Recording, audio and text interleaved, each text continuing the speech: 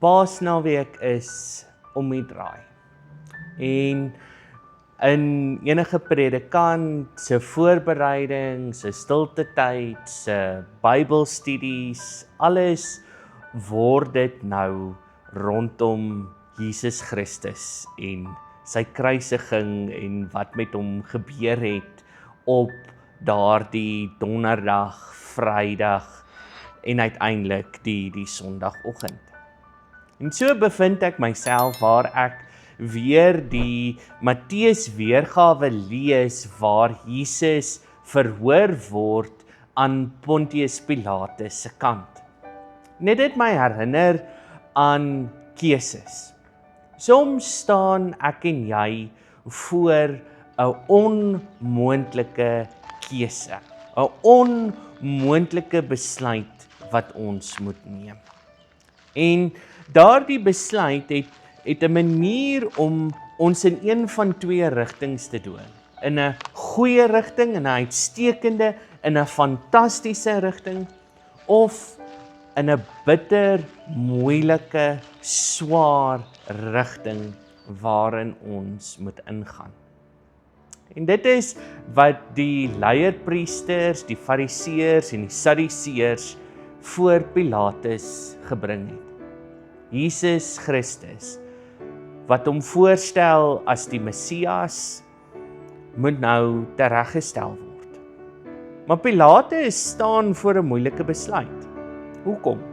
Want hoekom moet hierdie man gekruisig word? Hoekom moet hierdie man 'n verraaiers-dood gesterf word? En hierin moet ons nou ook verstaan, maar weet jy, Pilatus sit met die totale gewig van die Romeinse ryk op sy skouers. Nie omdat hy 'n belangrike posisie beklee het nie, maar omdat sy posisie van hom vereis het dat hy die belange van Rome moet beskerm teen alle koste. Wat beteken dat hy soms 'n besluit moes neem ter wille van die vrede. Dat Rome nie nog weermagte sal stuur na die gebied waar hy regeer nie. En so, in 'n poging om die besluit uit te rek, is dit gelukkig die Pasga. En tydens die Pasga het die Jode 'n keuse gehad om 'n gevangene, iemand wat in die tronk is, vry te laat. En hier stel hy dit voor 'n skare mense wat opgesweep is met die ideologie van die leierpriesters dat Jesus Christus kwaad inhou vir die mense, dat hy 'n bedreiging is vir die Romeinse ryk en al daardie dinge. En is hy besluit om te sê, maar kies Jesus Barabbas of Jesus wat homself voordoen as die Christus. Maar onthou, ek sien geen skuld aan hierdie man nie. Pilatus sien geen skuld aan Jesus Christus nie. Hy beskou Jesus Christus as onskuldig. Die ergste wat Jesus Christus dalk mag gedoen het, is een of ander dwaalleer gepleeg het volgens die leierpriesters. En dis iets wat hulle tussen hulle self kan uitsort. Die Romeinse owerhede het nie nodig om hier tussen beide te tree nie. So nou skuif hy die keuse af na die skare toe. Hulle moet besluit. Hulle moet sê wat moet gebeur. Hulle moet sê wat die uiteinde van hierdie saak is. Die skare se keuse is Jesus Christus moet doodgaan.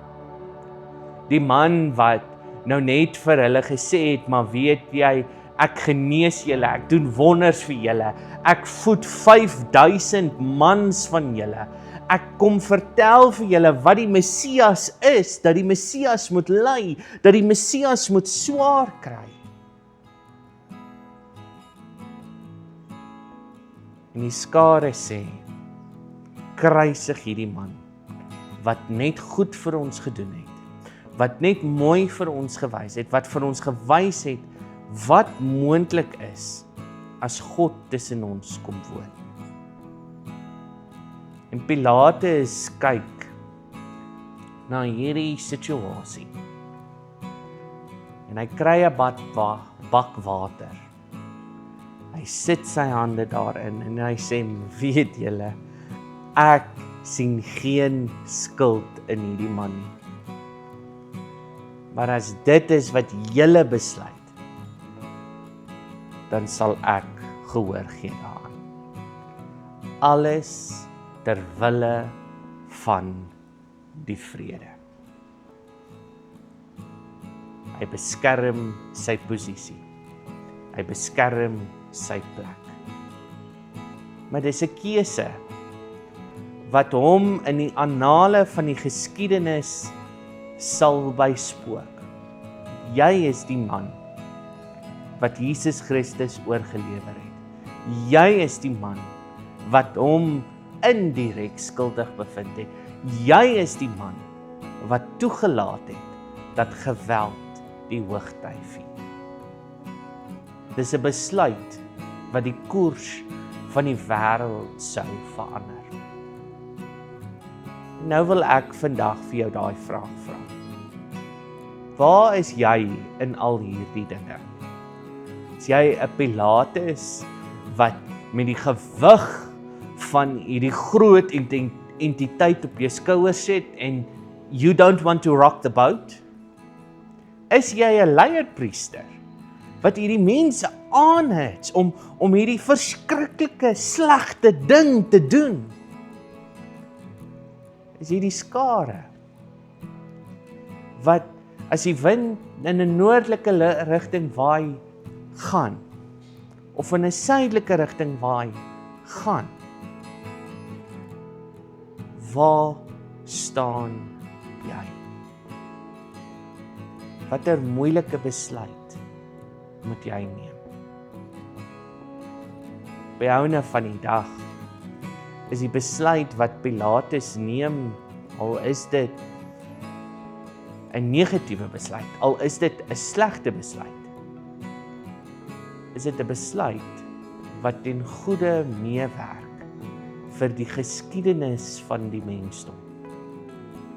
God, sy seun Jesus Christus, neem die wêreld op sy skouers en sê, nou is jy vry.